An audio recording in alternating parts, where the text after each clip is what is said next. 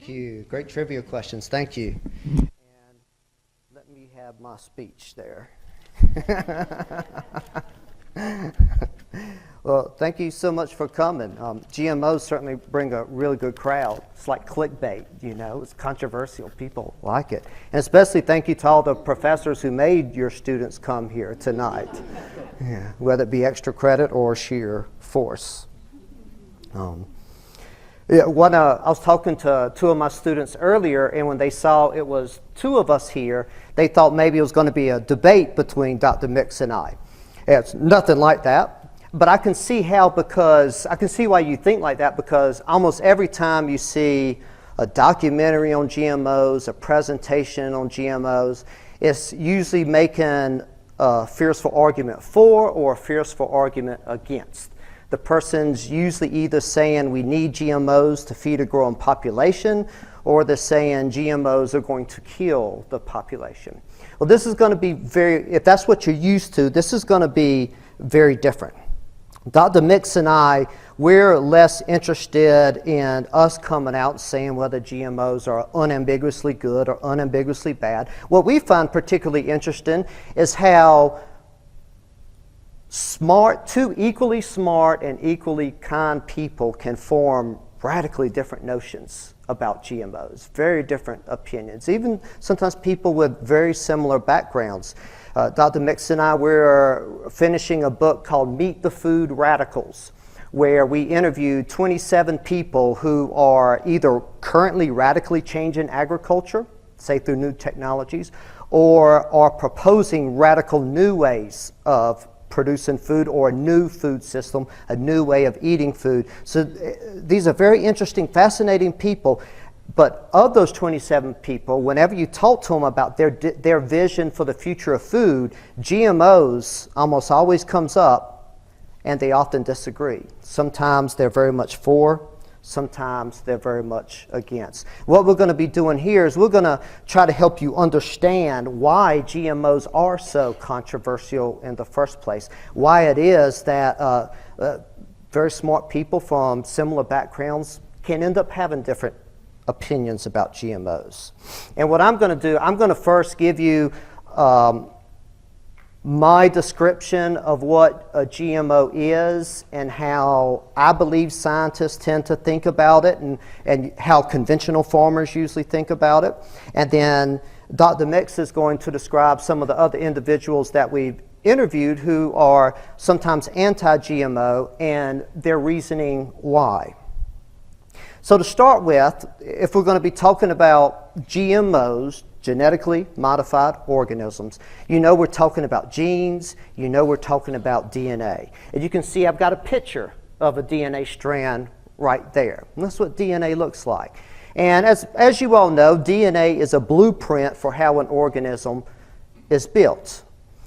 Just like when someone building a house, they start with a blueprint of a house. The blueprint says how it should be built. Your DNA says how you should be built. And when I'm looking at this audience, this is probably the most attractive, beautiful audience I've ever seen in my life. And it's not, and the reason is because that's how your DNA is. Your DNA said this person will be beautiful, and behold, here you are, beautiful. And what I'm going to actually show you some DNA here. This doesn't help very much. You know, it doesn't tell us about the information in DNA. But you know, if you know the structure of DNA, inside that DNA strand is nucleotides, and there's only 4 nucleotides in DNA, and it's the sequence at which those nucleotides appear in a DNA that has its information. And so there's only 4 nucleotides. We tend to just call them by letters, G, C, A, and T. And all that matters is that the sequence in which they appear in a DNA. And I'm going to actually show you some DNA. So you can see I have some letters up here. That's from the DNA of S. aureus bacteria. And so it's a sequence of T's and C's and A's and G's. And it's those sequences that say, build me an S. aureus bacteria. But of course, we know there's a lot more letters than that in its DNA. I actually have the whole thing right here. This is the entire DNA of the S. aureus bacteria. Okay? It's the whole thing. Like if you look, like people here, what letters do you see?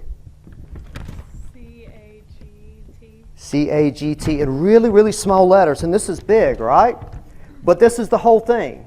This is the blueprint for this bacteria. I once, to see how far it would go, I once spread it on the football stadium here in Boone Pickens Stadium and went 45 yards long. And of course, your DNA is much bigger. If Dr. Silver, you have your exact DNA, don't you? Didn't you get your sequence? Well, so Dr. Silver, he has his copy. He's got his copy, probably on a computer file. And if we printed it out in the same font, on the same paper, and spread it out, it would actually go 45,000 yards long. And so we're more complex. No wonder we can't agree on GMOs. We're just too complex to do that.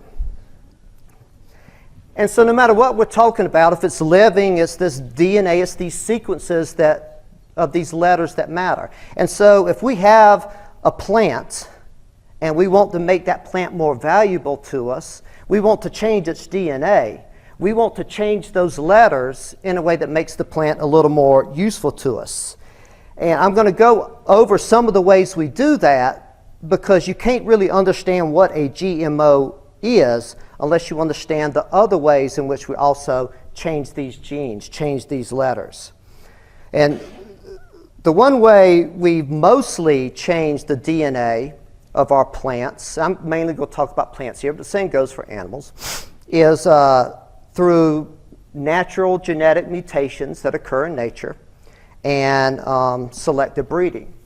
And so what we have here, you have modern corn on the left, corn that you've seen before. You know, this is what corn looks like. You all know corn. You know what the corn plant is. Well, corn is not a natural plant. It didn't start in the wild. Its ancestor is this plant called teosinte right there. It's a plant, and I grew, this is me and my daughter in my garden. I grew teosinte because I wanted to see what it looked like. And those are actually 3 teosinte plants together, not one big one. So you can tell modern corn and its ancestor, they look alike in many ways, but they're also very different. For instance, modern corn looks like this. The ear of a teosinte looks like this. I mean, consider this. This is where corn started. This is where it ended up. And what happened was people were eating teosinte, but it's not a very useful plant. It's got a really hard case to it. It's hard to digest. It's hard to make into flour. But then one day, long before we knew what DNA was, there was a natural genetic mutation in a teosinte. And any one gene has about a 0.0055% chance of mutating just naturally.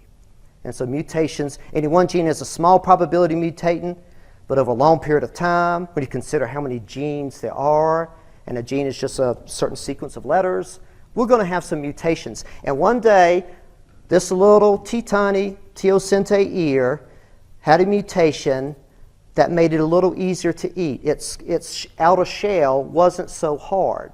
It was easier to digest and easier to make into flour. And when people noticed this, they said, we like this better. Let's plant the seeds from that plant. And then over time, some of these ears would get, there would be a mutation in one of them, and maybe this one plant started producing a slightly bigger ear, and you could get more seeds from it. People said, okay, what we want to do there, I like having more seeds than less, so we're going to plant the seeds from that teosinte. And so you start getting all these little changes, natural genetic mutations and selective breeding causes all those little letters to start changing. And they change and change and change. And over time, you get corn. And corn is, of course, not just one thing. These are different types of corn I grew in my garden. We have blue corn, red corn, and there's even a glass GM corn that has every single color in it. And these corns are, someone in your garden, you can create your own different colors of corn just by deciding which plants of corn to breed. So all that's happened without modern science, without knowing anything about DNA. And the same we can say the same thing for most of the foods we eat. There's a wild cabbage that grows on the cliffs of Western Europe, and through natural genetic mutations and selective breeding, some of those plants eventually became broccoli. Some of that wild cabbage became cauliflower. Some became kale. Some became cabbage. And so that's the history of where we get most of our foods. But, like I said, these natural mutations, they occur. But like I said, any one gene has a relatively low probability of mutating. This 0.00055% chance. And if we want to make more valuable plant varieties at a faster rate, really the only way we can do that, a good way to start changing those letters is to speed up that rate of mutation. And we've learned to do that as well. We take plants and we sometimes expose their DNA to radiation. And the radiation disturbs the DNA, the cells try to repair it, and it changes the sequence of letters that makes up a gene. It changes the gene. And so we deliberately expose DNA to radiation to cause mutations to get new plants. When you eat pasta, you're almost certainly eating a durum variety of wheat that was created through radiation-induced mutation. Now that is another way of changing the letters in DNA, but it is not a GMO. So even though we are altering the genes, it's not officially a genetically modified organism.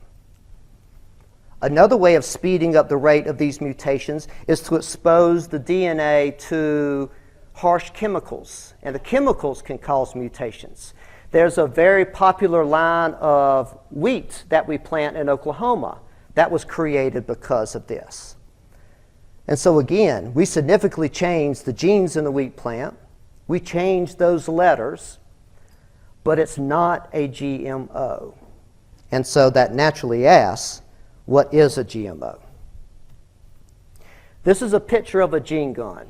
It's going to be anticlimactic once it occurs, but there it went. Not a big deal. And it's going to continue lube. You can see it shoot. What this is a way of taking a segment of DNA from one organism and shooting it into the DNA of another organism. So it's like we have these letters here, and I have a printout of a different organism's DNA, and it's like I cut some of those letters out and just shoved it in here. And so we take genes from one organism, put it into the DNA of a different organism. The different organism is the key, and that is a GMO. That is officially a GMO. It is just another way of changing those letters, but that is what we officially call a genetically modified organism. And there's other ways of doing it besides gene guns, but it's when you take like a gene from a bacteria and put it into a plant cell. So that's what a GMO is. And so when scientists look at GMOs, often they come away with this thought process.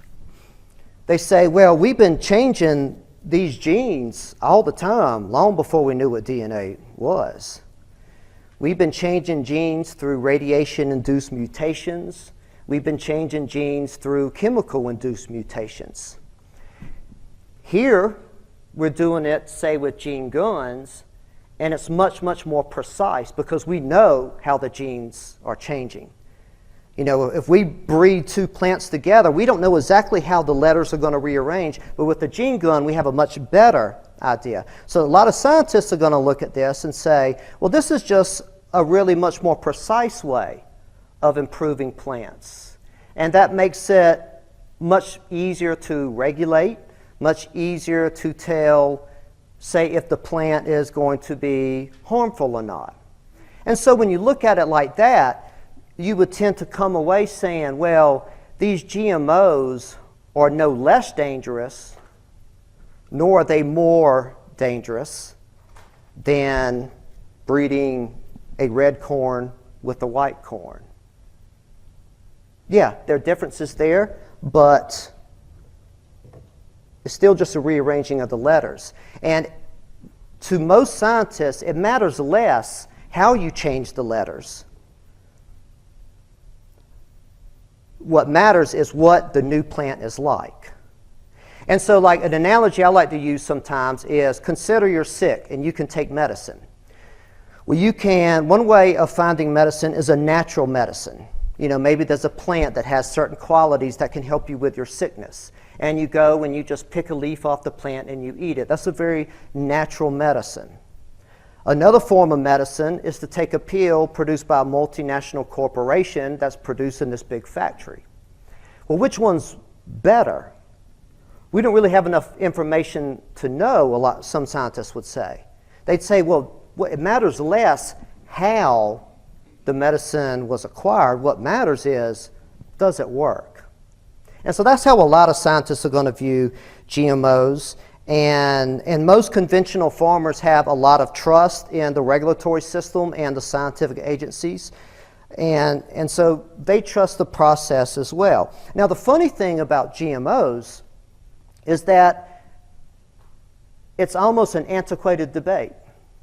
I mean, it brought a lot of people out here, but it's kind of a debate for the past because it's the old way of making plants. There's a new way called gene editing, and this is a really cool video. This is an actual gene editing taking place. This isn't an animation, it's a real video. A video wasn't taken with light, not with electromagnetic radiation, but something like an electron microscope, that kind of thing.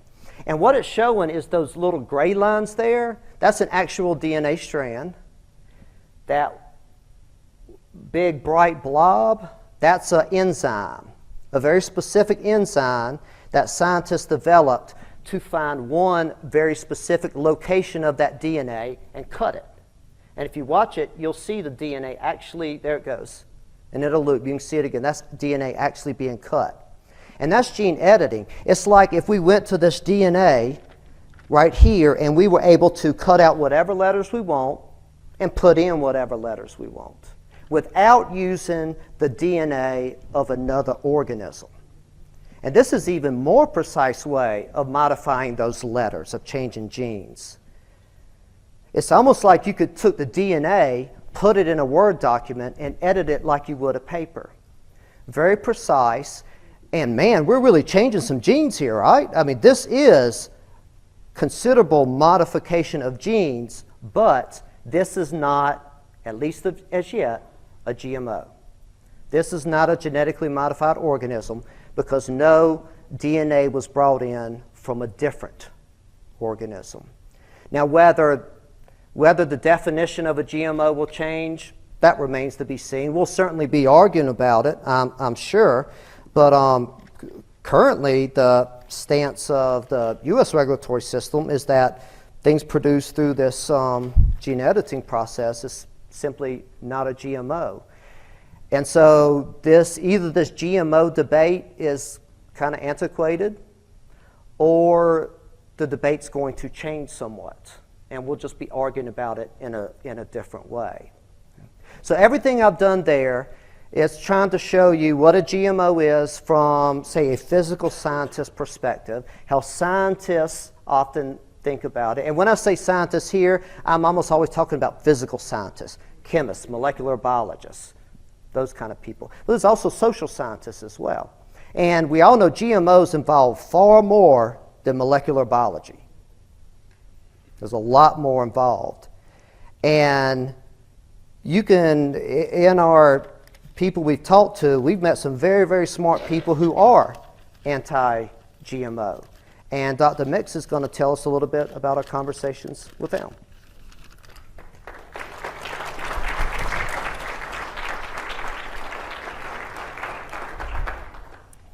So Bailey has outlined a specific set of perspectives about GMOs, right, and genetic engineering. But there's so much more that's part of this conversation, right? We have feelings about manipulating life, and we have feelings about manipulating food, right? And all of that comes to play in the kinds of conversations we might have about GMOs and genetic modification, right? So maybe we feel a little nervous about fish genes being put in tomatoes to be able to allow the tomatoes to travel longer distances, right? And that's the original definition of a GMO, right? But maybe we feel okay with gene editing to be able to save the life of a child, right?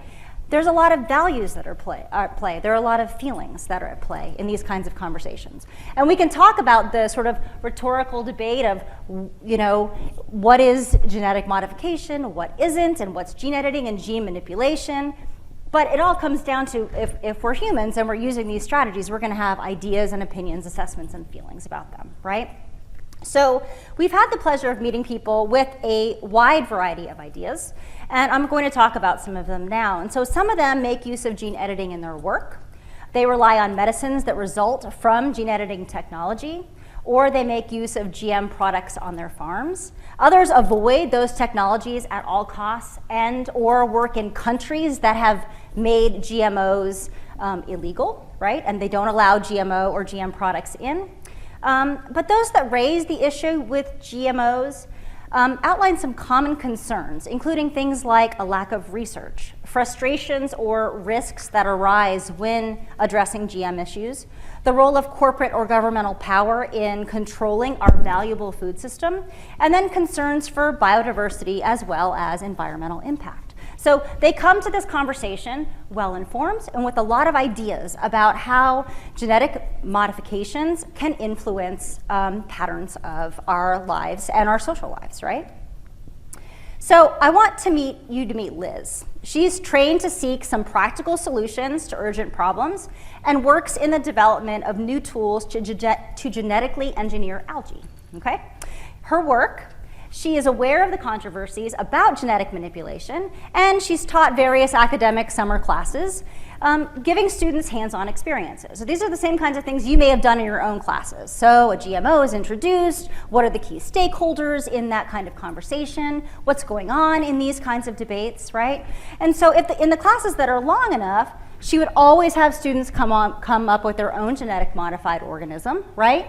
And solve some type of problem in the world. And then they had to go out and actually find what gene they would put in. And then they would have to figure out why they think it would work. And then she'd ask them to consider who needs to approve this at the regulatory level, what kind of backlash or concerns might the public have, and how would a researcher address those. So she asks a lot of really good questions about the debate over genetic engineering. What do you have to do to make it happen? What is going on with this debate? So the solutions we're finding are not easy, right? She makes use of gene editing to address a lot of significant environmental problems. She uses them to address environmental pollution, global warming, health problems that are due to poor diet, animal suffering, and she's searching for a common solution. And particularly in her case, she's interested in reducing meat consumption. So she sees positive impacts of genetic engineering on solving social and environmental problems by creating meat made from plant substitutes, okay?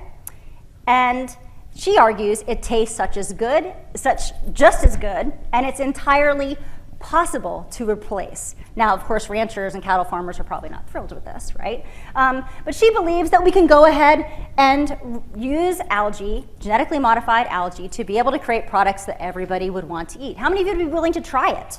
Let's see a show of hands. Willing to give it a shot. Okay, I'm going to ask you a number of these kinds of things. I'll have you raise your hands a couple of different times. So we're seeing a rise in a new food culture. Perhaps it's even a more traditional kind of food culture, harkening back to when we got our hands dirty, when we were doing gardening, when we actually knew where our food came from. So for a while I was doing interviews with gardens in Tulsa, right? And there are some that have school gardens. And in those school gardens, I would ask the kids, so where do carrots come from? And they didn't really know. They're like, they come in packages, they're little, right? They're like those baby carrots, they have some water in there, right? They didn't realize that you actually pull carrots out of the ground and then package them that way, right? So we're losing that kind of connection to food. So this new food culture essentially is saying, hey, let's look at things a little bit differently. So the conventional food culture essentially went ahead and more often than not has been staying above the ground. They're rolling along in larger tractors. And the new food culture, they're going ahead and getting their hands a little bit more dirty than they were before in the garden. The conventional food culture was about mass production and middlemen. The new food culture is about connecting at farmers markets, being able to sell your product and having transactions with consumers. And the new culture also is likely to see connections between livestock and pets, right, which was not happening in conventional kinds of strategies. The new culture is also a little bit more modern. They are eating a more diverse set of foods, things like quinoa and amaranth. Do you know what that is? Okay, if not, look it up, taste it, see what it's about, right? So radical ideas are not just controversial because they're new, but because they involve an element of culture as well, right? And so a lot of what our folks are talking about is, hey, there's social dynamics and cultural dynamics to what we're talking about when we talk about food. So I want you to meet now Katie. And I'm not going to touch this anymore because they fly up individually, so I have to slow down a little. Katie lived in an intentional community on campus, on her college campus, where she only ate local organic food. Katie is not against GMOs. She is diabetic and requires the insulin produced by genetically modified bacteria to live. So she says, I wouldn't say so much that I eat an anti-GMO diet as I eat a pro-community and regenerative agriculture-based diet. Katie and her intentional community want to make ethical choices and be in harmony with the environment. And she says, I feel powerless when it comes to addressing some of our larger ecological and social challenges. With food, I have more autonomy to pick something positive that I'm passionate about and excited about. For me, that means supporting local organic farmers, folks who are practicing diversified agriculture and making good care of the land. Katie tells a really important story about the nuances in the GMO debates. So, what's this? It's a banana. How many of you would love to have a banana right now? Okay. How many of you would eat a genetically modified banana? Okay. How many of you would eat a GMO banana if you were given $900 to do it? Okay. The same people raising hands. Any more people's changeovers? You're like, yeah, no, Matt, no, I might be willing to try it, right? So in 2014, Iowa State University made this offer via email to female students and staff between the ages of 18 and 24. But the big question was, is this GM banana safe? And to many scientists, as Bailey outlined, right, this was a foregone conclusion. Since the gene already exists in other bananas, that gene is beneficial to humans, inserting it into a different banana would only provide benefits, right? When the university made their offer, though, they weren't trying to determine if the banana was safe, but the extent to which beta-carotene produced by the banana would be converted to vitamin A in the human body to prevent blindness, primarily in children, right? A small group of Iowa State students, including Hannah and Rivka, saw the issues differently. They said they recognized that it would be the first ever institutional feeding trial of a genetically modified food, and they wanted to have a conversation about the implications. It turns out these bananas essentially were going to be grown at some point in time and provided for people that were living in Uganda, right? But what they found in terms of wanting to have a conversation about GMOs is that it was easier said than done. On their campus, talking about GMOs caused too much conflict. So keep that banana situation in mind, and I want to talk about Christina. So Christina studies food sovereignty in Venezuela. Food sovereignty is a people's right to healthy and culturally appropriate food produced through ecologically sound and sustainable methods, and their right to define their own food and agriculture systems. So in an effort to promote agroecology and food sovereignty, the Venezuelan government passed a seed law in 2015 that bans genetically modified organisms from the country. The idea is that GMOs are designed to be used in conjunction with industrial inputs like pesticides. So Venezuela is trying to farm without such inputs. Also, they're trying to avoid what happened in Mexico when GMO corn unintentionally bred with local corn varieties, resulting in genetic contamination of local seed stocks. So a number of nations have passed policies limiting GMO use, offering local control and social justice as reasons to do so. So she talks about this idea of offering special protection to seeds developed by specific populations in order to promote greater agroecology and greater local control of production. So we can return again then to the United States, where we can meet Evan, who grew up on a small farm in west central Minnesota. And he says, I think all too often it's just two sides shouting at each other, unwilling to listen to the other side. So to the farming community in his area and the scientists he now works with as a PhD student, gene editing is a proven technology and a best hope for feeding a growing population. Evan embraces genetic engineering for the same reason that some people oppose it. With so many farmers adopting such similar seed from so few companies, some fear that we're losing plant diversity in agriculture. They argue that the conformity in plant genetics and the reliance on only a few large companies places our food supply in jeopardy. And should those crops prove vulnerable to large-scale pest infestations like the fungus that ushered in the Irish potato famine, we would be in serious trouble.